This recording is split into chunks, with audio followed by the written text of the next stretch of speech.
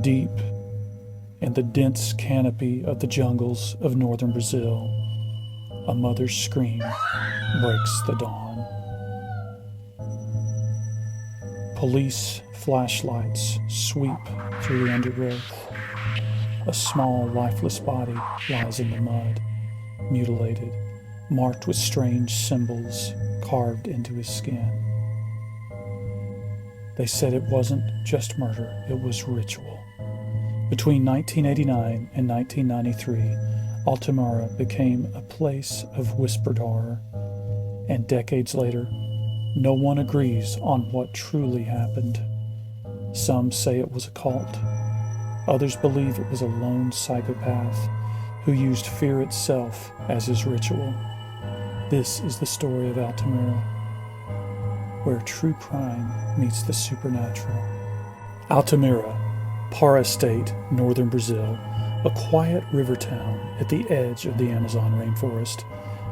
Between 1989 and 1993, young boys began disappearing, one by one. Some were found days later in shallow graves. Others never came home at all. Those who were found were mutilated, surgically precise wounds, burn marks, and symbols no one could explain. The police were overwhelmed, and the people terrified. Then the whispers. Locals spoke of a secret religious order called the Superior Universal Lineage. Its followers believed that children born after 1981 carried dark energy, a corruption of the modern world. To them, these children were impure souls that needed to be cleansed. Their leader, Valentina de Andre, preached cosmic purification, the idea that humanity had strayed from divine balance. But behind the message of light, investigators began to see something far darker. Two doctors soon drew the eyes of investigators. Anicio Ferreira de Souza and Cesio Brandano. Their patients trusted them, but witnesses claimed they performed rituals behind closed doors, ceremonies invoking a god of darkness. Police raided their homes. They found occult books, scalpels, and notes referencing Valentina's teachings. It seemed like the case was solved, but the deeper they looked, the less sense it made. Witnesses changed their stories. Some claimed they were coerced, others simply disappeared. Forensic evidence was at best inconsistent, timelines didn't match, and several victims were killed when the accused weren't even in Altamira. Still, the media demanded justice. In 2003, the doctors were convicted. Valentina de Andre was acquitted, free to walk away.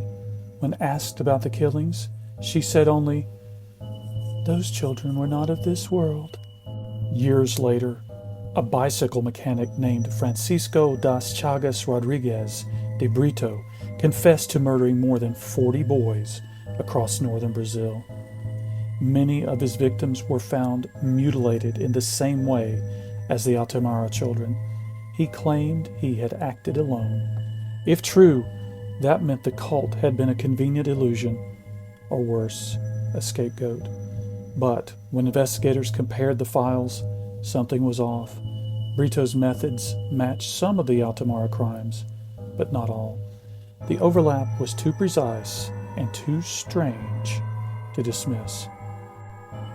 Was Brito inspired by the cult's doctrine, or did the cult itself inspire him?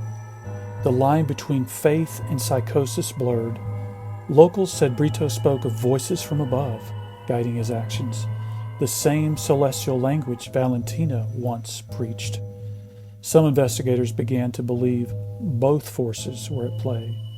A real killer using a real doctrine, each feeding the other in a loop of fear and belief. Even once the trials concluded, Altamira never slept peacefully again. Locals reported flickering lights deep in the jungle, whispers at night, animals found drained of blood near old ritual sites. A few survivors said they still dreamed of faceless doctors in white coats. A journalist recording ambient sound near one of the crime scenes caught a whisper on tape. "Cleanse them," it said. Was it an echo, a trick of the wind, or something left behind by those who believed the rituals never ended, like an EVP perhaps? The more investigators uncovered, the less they understood. Police files were lost. Witnesses retracted statements. Families turned on each other, some believing the cult theory, others insisting on a lone killer. The truth fractured like glass. And to this day, no one knows whether the murders of Altamira were the work of human evil or something darker moving through human hands. Evil hides best when wrapped in belief. Was this the madness of one man, or the manifestation of a cult's faith taken too far?